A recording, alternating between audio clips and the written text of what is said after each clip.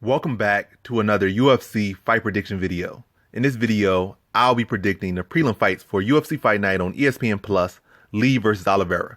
So without further ado, let's get to our first fight on the prelims and our first fight on the card. So in our first fight, we have in the women's bantamweight division, Veronica Macedo versus B Malecki or Malecki or whatever she wants to be called. And I'm not going to really look into it any deeper, but yeah, so how I see this fight right here.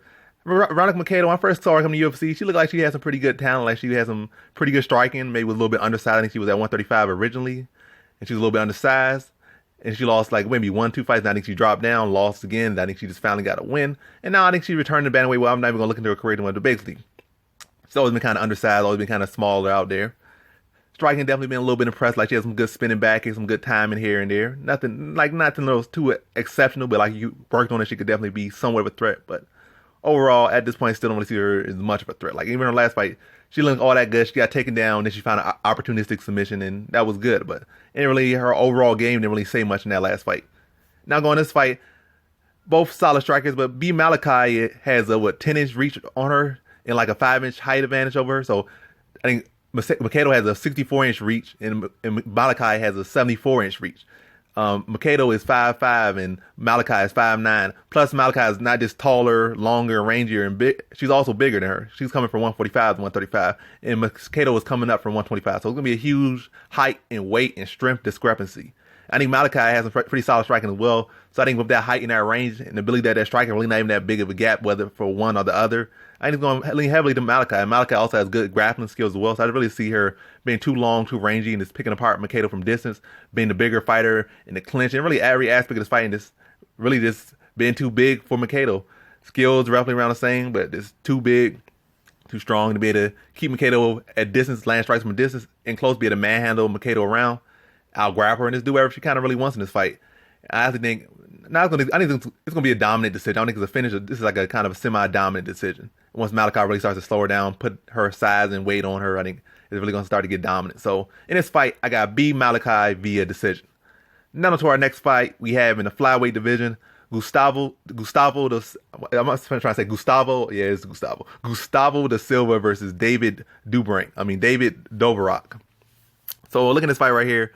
Gustavo da Silva definitely has some decent striking, but I think kind of a little bit too aggressive with it. He has some decent technique, but you know when fighters that have technique, but they kind of get sloppy, kind of get over aggressive with their stuff. And he has some solid jiu-jitsu. But I look at David Dvorak, I think he's just the cleaner fighter. I think he mixes his skill sets together well. He's cleaner, crisper with it. He's not really trying to do nothing super extravagant or trying to do some extra, like force stuff. Like basically that's what it kind of comes down to. And he also has some solid jiu-jitsu and a good well-rounded skill set. I think Da Silva's obviously the better grappler. But I think David Dvorak has good takedown defense, good takedown offense. He's solid everywhere. He just puts it together much cleaner. He doesn't force anything. He just has that more patience as a fighter. I think that goes a long way.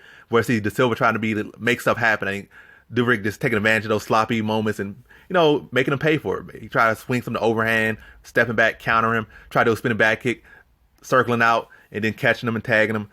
Low kicks, and just mixing up very well. And it's been, like I said, a crisper, cleaner technical fighter out there, or at least a crisper, cleaner fighter out there. And I think that's, like I said, that's going to go a long way, and that's going to get him the decision. So in this fight, I got David Dvorak via decision. Now to our next fight, we have in the women's flyweight division, Marina Moroz versus Mara Bueno da Silva. So I really struggled to find any footage on Bueno Silva. I think she was getting semi-dominated in her fight she won in the UFC. Then she found a submission. And then I think in her, I don't know, really, yeah. Then I looked at some of her old fights. I think her striking looked pretty sloppy. And the level of competition before looked pretty sloppy. Her takedown looked pretty average or below average, and she was just fighting some lower tier competition. But then again, Moroz's takedown defense isn't the best, like 50-60, but then again, she's going against higher level competition. So really, like I said, I don't think Silva's takedown offense is all that great, and her striking looked pretty poor from what I've seen. Like, she can put some decent power behind the strikes, but her defense and her overall striking, really nothing to talk about. Unless she improves something, like I said, we don't got that much tape on her, so I can't really say much about her too much. But from what I've seen and what I'm judging based off, her striking isn't the best. She has some solid jiu-jitsu, but her striking isn't the best. And I see Moroz, she's much rangier, much longer, much more experienced. I see her being able to at least handle Silva's takedown offense for the most part, maybe give up a takedown here and there, then get it back to her feet. And then on the feet, she just clearly the higher level striker. I think she just really just puts on a striking clinic on the feet, maybe gives up a takedown here and there, but nothing really too much to worry about. And really the tell of this fight is Moroz is using her striking advantage, using her reach, using her range, using her, well, she's kind of slow, but using her height, range, and experience to really just pick apart Silva on the feet to a decision. So in this fight, I got Marina Moroz via decision. Now to our next fight we have in the bantamweight division, Ronnie Yahya versus Enrique Barzola. So you got a several-time BJJ world champion in Yahya. You know what he brings. He's definitely been working on striking over the years. You got to worry about it. It isn't the highest level of striking, but when you got to worry about somebody that has that high level of jiu-jitsu, it definitely becomes a factor. And he can definitely slip in a lot of power. Like, he has a really good slap and hook that can really knock you out. Like, you got to watch out for that. But yeah, not the highest level striking, but it's something you got to worry about. Kind of like with Damian Maia at welterweight. Like, he has that jiu-jitsu. Not as relentless with his jiu-jitsu, but it's a similar thing. Like, he don't have the highest level of textbook striking, but you got to watch out for him or he can't put your lights out. We're going against Enrique Barzola, a fight that comes out respecting everybody. Solid chin, solid heart, solid wrestling, non-stop pace. I think Barzola can just win this fight really on output. He's going to put up the numbers as far as it's been in your face striking and going for takedowns. Definitely got to worry about Yahya jiu-jitsu. But I think Barzola's striking has been coming along. I think he can win this fight on the feet or the ground. I just think he's really going to win it overall. He's going to be winning, like, we putting up the volume on the feet, pressuring, keeping Yahya on his back foot, never allow him to really have room to do anything or find any consistent success. Get some takedowns, get some control, maybe get back to his feet a little bit. You know, not trying to get too comfortable on the ground with Yahya, you know, scoring the points, getting some damage, getting a little bit of control time, but not living on the ground with Yahya, because that's a recipe for disaster. But yeah, with work rate, takedowns, I think that's will be the path to victory for Barzola, and I think he does that. Still a competitive fight, but the takedowns, the pressure, the volume is going to win it for him. So in this fight, I have Enrique Barzola via decision. Now to our next fight we have in the welterweight division, Zaleski dos Santos versus Alexei Kunchenko. And this fight could be either way. Kunchenko is a slow starter. Dos Santos is not. If he can start off to a good start, Dos Santos has a shot. But also, Dos Santos seems to have some holes in his striking and holes in his game. When he started to really settle down with him, he starts to make mistakes, started to leave little gaps in there. And Jillian was there to pick him apart. I think Kunchenko could do the same.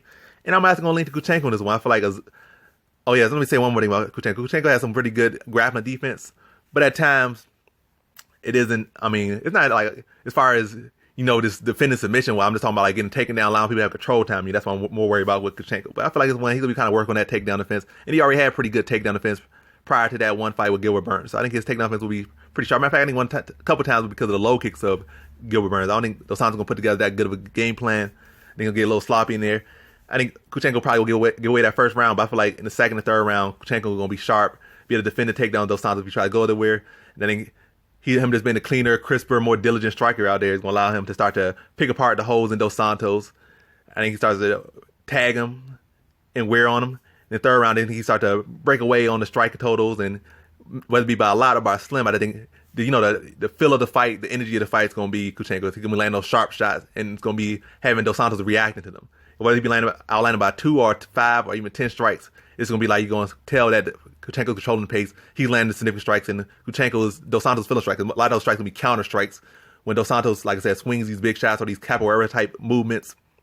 When you get buzz off that, you're going to start to see his legs kind of get a little bit stiff here and there. I don't think he's going to finish Dos Santos, but I think he does beat him pretty clear 2-1, if not 3. So in this fight, I got Alexei Kunchenko via decision. Now to our next fight we have in the women's strawweight division, Randa Markos versus Amanda Ribas. So this is a pretty straight one right here, in my opinion. Randa Markos has definitely been around this division for a long time, putting in work. But I think Ribas kind of better in every area. I think the areas that Markos has advantage in is wrestling and experience. That's what she has, and maybe a little bit power. But I think Ribas is the cleanest striker by far. Most of Markos does kind of just these winging overhands. She can be effective with them, but that's really what she has. She has winging overhands and takedown. That's what she does. And I think Ribas' technique is cleaner on the feet, and she can tag her up, be defensively sound.